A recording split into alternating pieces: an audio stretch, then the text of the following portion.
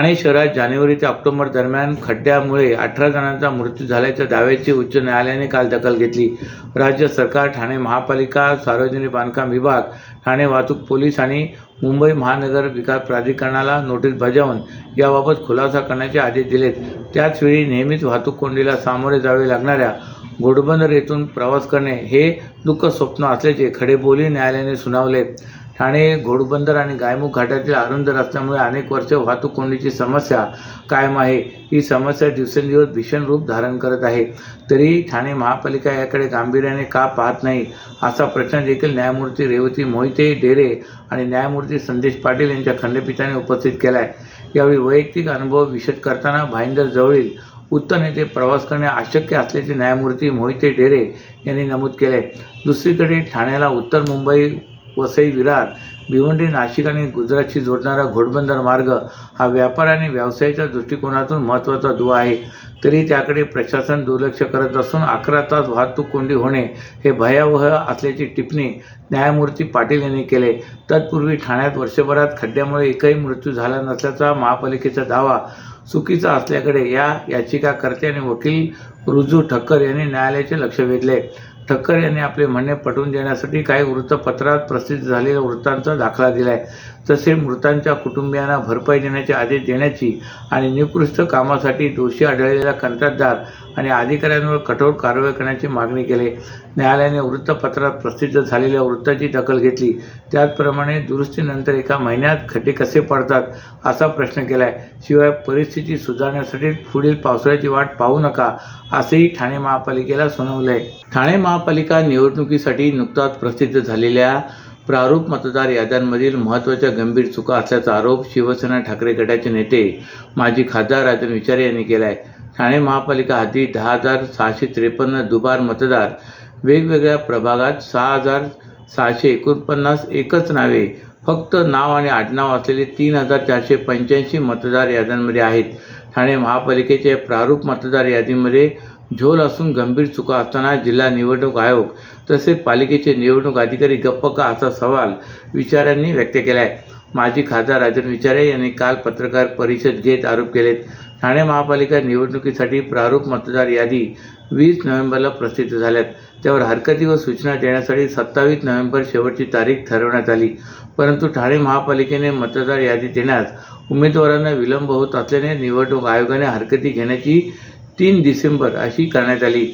या सर्व प्रभागांच्या याद्या घेण्याकरिता गेले असता असे लक्षात आले की संपूर्ण याद्यांच्या एकत्रितपणे पुस्तके बनवून गठ्ठे देण्यात आले. हे गठ्ठे फोडून पुरवण्या जोडून याद्या तयार करायला 2 ते 3 दिवस लागले. त्यानंतर प्रत्यक्ष काम करताना अनेक अडचणी येऊ लागल्यात, असे मत विचारे यांनी व्यक्त केले.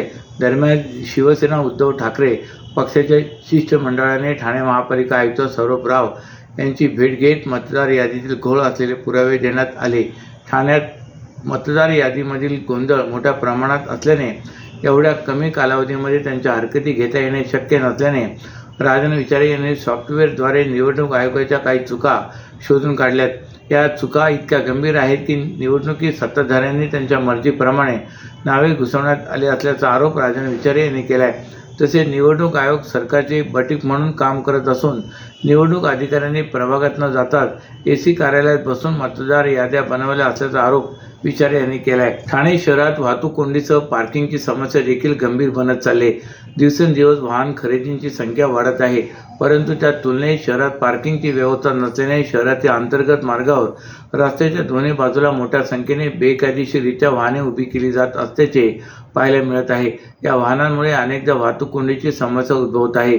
ठाणे शहरात अरुंद रस्त्यांमुळे शहरातील विविध भागात वाहतूक कोंडी होत होती. या कोंडीमुळे नागरिक त्रस्त होत असत. ही वाहतूक कोंडी सोडवण्यासाठी ठाणे महापालिकेने ठाणे स्मार्ट सिटी प्रकल्पाअंतर्गत काही भागातील रस्ते रुंदीकरणाचे काम हाती घेतले.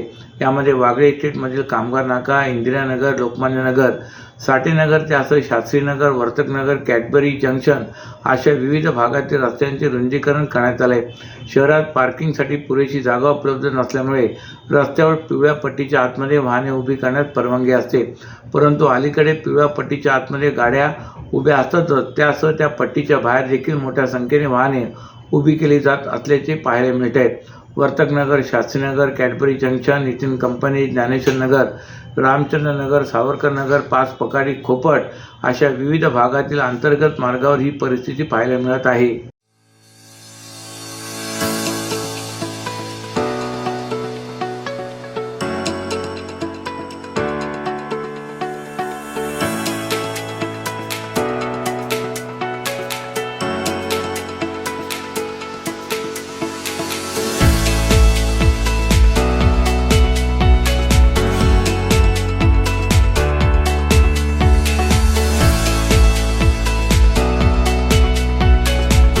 सर्व नागरिकांना आवाहन करण्यात येत आहे की सध्या डासांमार्फत पसरणाऱ्या डेंग्यू या आजाराचा प्रसार रोखण्यासाठी प्रत्येकाने पुढीलप्रमाणे कार्यवाही करावी. डेंग्यू आजार एडिस इजिप्ती हा डास चावल्याने होतो. या डासांची पैदास साचलेल्या किंवा साचवलेल्या स्वच्छ पाण्यामध्ये होते. 8 दिवसांपेक्षा जास्त दिवस पाणी उघडे व साचून राहिल्यास त्यात डास अंडी घालतात. अंड्यांच्या अळ्या तयार होऊन पुढे डास तयार होतात. यासाठी आपल्या घरातील पाणी साठे उदाहरणार्थ बॅरल्स, पिंपे, टाक्या, हौद, रांजणे इत्यादी दर आठवड्याला रिकामे करून घासून पुसून कोरडे करून पुन्हा भरावे. 1 दिवस कोरडा दिवस म्हणून पाळावा. पाणी साठ्यांना घट्ट झाकणे बसवावीत किंवा जुनी साडी, चादर, धोतर यांनी बांधून झाकून ठेवावीत, म्हणजे डास त्यात जाऊन अंडी घालणार नाहीत.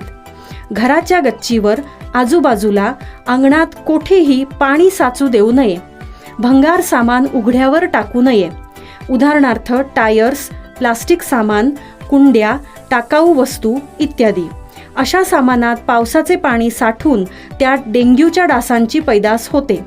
घरातील कूलर्स, फ्रीजच्या पाठीमागील ट्रे हे देखील वेळोवेळी कोरडे करावेत.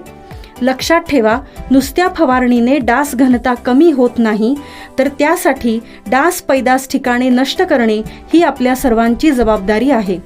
कोणताही ताप अंगावर न काढता जवळच्या शासकीय रुग्णालयात मोफत औषधोपचार घ्या. अशा प्रकारे नागरिकांनी सहकार्य केल्यास डेंग्यूचा प्रसार रोखणे सहज शक्य आहे. उपमुख्यमंत्री एकनाथ शिंदे यांच्या कोपरी पाच पकाडी मतदारसंघातील काही पदाधिकारी आणि कार्यकर्त्यांनी ठाकरे यांच्या शिवसेना पक्षात प्रवेश केलाय. हे पदाधिकारी आणि कार्यकर्ते कोपरी भागातील असून त्यांनी मातोश्री येथे जाऊन उद्धव ठाकरे यांच्या हस्ते शिवबंधन बांधून घेतले. त्यामुळे शिंदे यांच्या मतदारसंघातच विशेषतः कोपरीमध्ये खिंडार पडल्याची चर्चा रंगू लागले. उपमुख्यमंत्री एकनाथ शिंदे यांनी उद्धव ठाकरे यांची साथ सोडल्यानंतर ठाण्यातील बहुतांश माजी नगरसेवक पदाधिकाऱ्यांनी शिंदे यांच्यासोबत राहणे पसंत केले होते. एकनाथ शिंदे हे कोपरी पाच पकाडी या विधानसभा मतदारसंघातून निवडून येतात. या क्षेत्रातील हजारो पदाधिकारी आणि कार्यकर्ते शिंदे गटात आहेत. कोपरी भागात शिंदे गटाची ताकद आहे.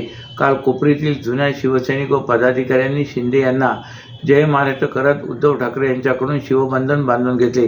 मातोश्रीवर उद्धव ठाकरे यांच्या उपस्थितीत उपविभाग प्रमुख आबा मोरे यांच्यासह शेकडो शिंदे गटातील पदाधिकाऱ्यांचा पक्षप्रवेश झाला. माजी सभागृह नेते पांडुरंग पाटील यांचे ते खंदे समर्थक होते. त्यांच्या पक्षप्रवेशावेळी माजी खासदार राजन विचारे, ठाकरे गटाचे ठाणे जिल्हा प्रमुख केदार दिघे, युवासेना कोपरी पाचपकाडी विधानसभा प्रमुख राजेश पाटील उपस्थित होते. जिल्ह्यात अनुसूचित जाती आणि अनुसूचित जमाती दाखल खून प्रकरणामध्ये मृत्यू झालेल्या व्यक्तींच्या कुटुंबियांना मदत करण्यासाठी एक महत्त्वाचा निर्णय घेण्यात आला आहे. या निर्णयानुसार अशा प्रकरणांमध्ये दिवंगत व्यक्तींच्या कुटुंबातील एका पात्र वारसाला गट क किंवा गट ड संवर्गातील शासकीय अथवा निमशासकीय नोकरी देण्यात येणार आहे. यासाठी ठाणे जिल्ह्यातील पात्र पीडित कुटुंबियांनी आपली कागदपत्रे 15 डिसेंबर 2025 पर्यंत जिल्हाधिकारी कार्यालयात पाठवण्याचे आवाहन जिल्हा समाज कल्याण विभागाच्या माध्यमातून करण्यात आले. ठाणे जिल्ह्यात ॲट्रॉसिटी कायद्यानुसार दाखल खून प्रकरणामध्ये मृत्यू झालेल्या व्यक्तींच्या कुटुंबियांना आर्थिक आणि सामाजिक मदत मिळावी, तसेच त्यांच्या आयुष्यात स्थैर्य यावे यासाठी महाराष्ट्र शासनाच्या वतीने एक महत्त्वाचा निर्णय घेतला आहे. याबाबत नुकताच एक स्पष्ट कार्यपद्धती जाहीर केली असून त्यानुसार अशा प्रकरणातील एका पात्र वारसास गट क किंवा गट ड संवर्गातील शासकीय किंवा निमशासकीय नोकरी देण्यात येणार आहे. अत्याचाराच्या गुन्ह्यात कुटुंबावर अचानक झालेला आघात, कमवत्या सदस्याचा मृत्यू आणि त्यानंतरची आर्थिक असुरक्षितता पाहता ही योजना पीडित कुटुंबियांसाठी मोठा आधार ठरणार आहे. या नियुक्ती प्रक्रियेच्या पहिल्या टप्प्यात जिल्हाधिकारी यांच्या अध्यक्षतेखालील जिल्हास्तरीय दक्षता समिती संबंधित प्रकरणाची छाननी करणार आहे. समिती दिवंगत व्यक्तीचा खटला, कुटुंबियांची परिस्थिती आणि पात्रतेचे निकष यांची तपासणी करून आपल्या शिफारसी समाज कल्याण विभागाकडे पाठवेल. त्यानंतर समाज कल्याण विभाग आणि आदिवासी विकास विभाग या दोन्ही विभागामधील उपलब्ध रिक्त पदांचा विचार करून त्या अनुषंगाने पात्र वारसास नोकरी देण्याचा निर्णय घेण्यात येणार आहे.